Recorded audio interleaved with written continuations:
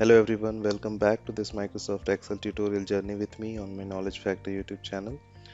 This is the 21st session, and at the beginning of this section where we started to learn about the functions, we started talking about the functions in general, and then we got into the sum function.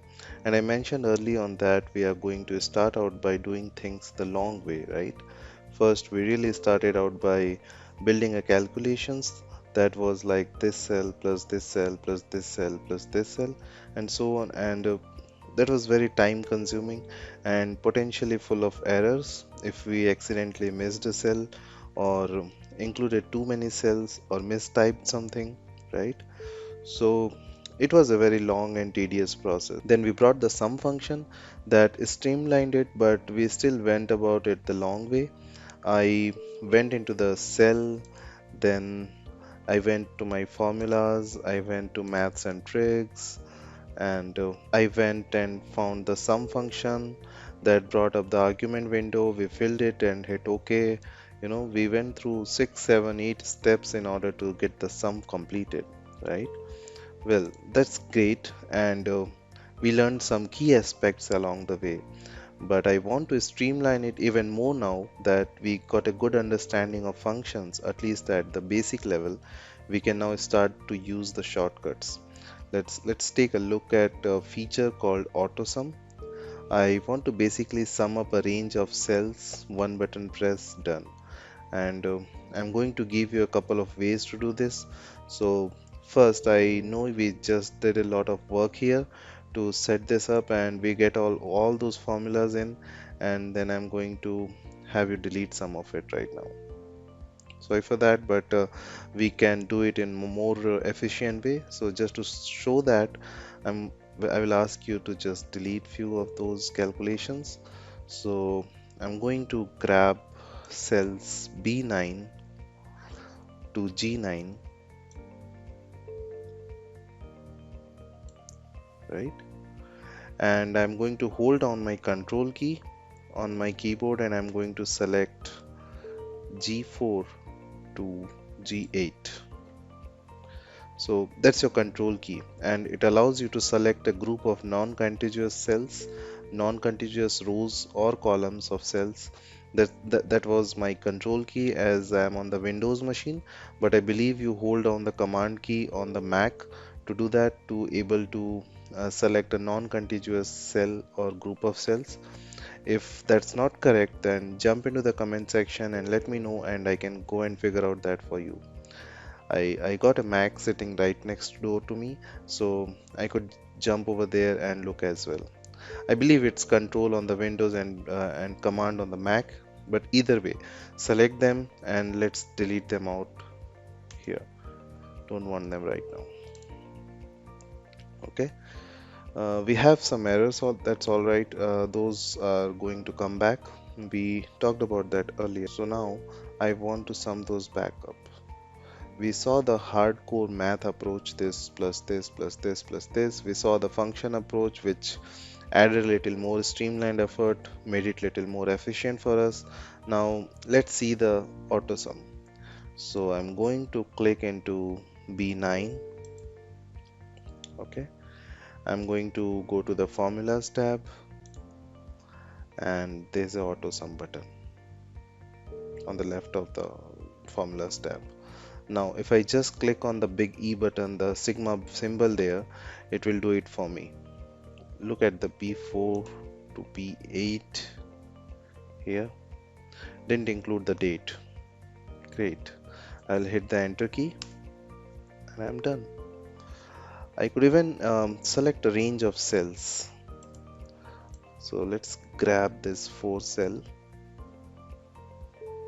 total 5 cells, sorry, and I can hit the auto sum button here. Look at that, 1700, 1750, 1670, 1670, 0.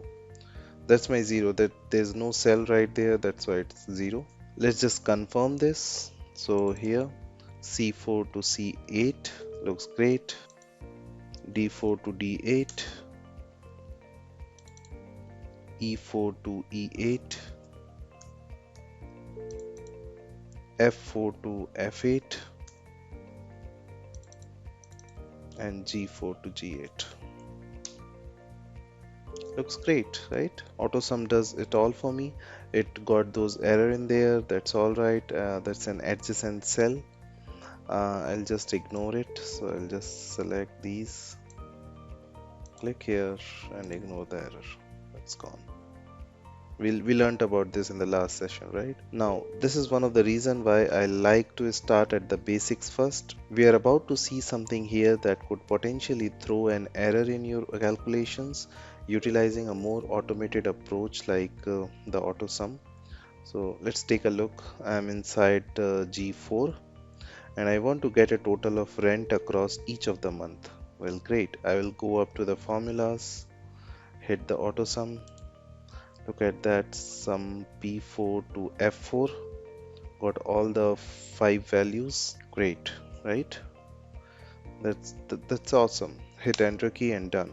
I'm going to go hit auto sum button again for G5, B4 to B5, sorry, B4 to F5, and all five values of the phone across each of the month. Hit enter key. Now Excel, it's a very smart, very intuitive application, but sometimes it tries to assume too much or it relies on its default setting to accomplish a task for us.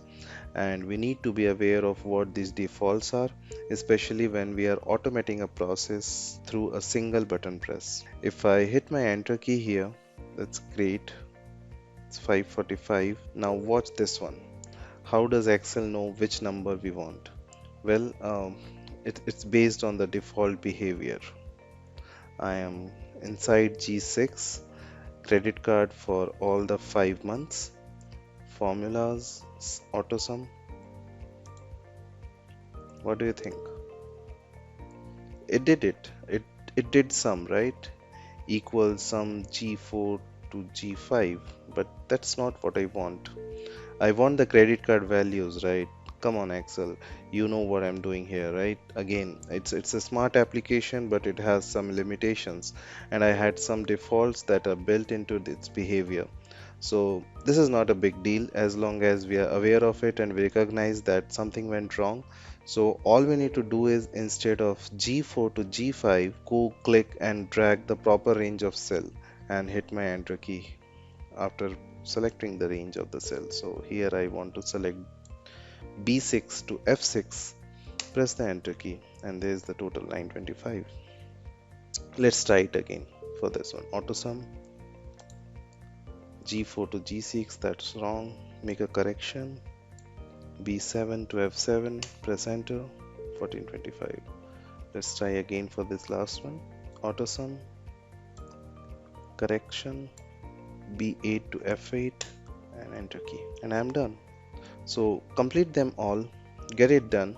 Single button press, build a sum up a range of cells. If it's wrong, not a big deal, just go correct it and give it the correct range of cells and you're done. So try this out, go through, delete out the totals and repopulate them. And just for the kicks, if you want some more practice with that button, you can also delete all the mean, max, average and counts out of there. Go up to the auto sum button. It's actually got two pieces to it, right? If I click on the lower half, I have got the average, I have got the counts, max and min. So all through my auto sum button. So try that one out, complete it, and I know you have done it a couple of times, but now you have got a nice little shortcut, right? So let's complete that and then just jump into the next lecture. Till the time, thanks for watching this tutorial, and I always say if you're really liking it and enjoying this learning journey of Microsoft Excel, then please do like, share and subscribe my channel, and also press the bell icon to get the latest content update on this channel. Alright, then and also for a notice, just let me know if you want to learn the complete Microsoft Excel journey in Hindi as well. I can create the new tutorial, new playlist for in the Hindi language. Alright, we'll meet up in the next session. In case you have any questions, any concerns, then do let me know in the comment section of this video. Till the time, goodbye and take care.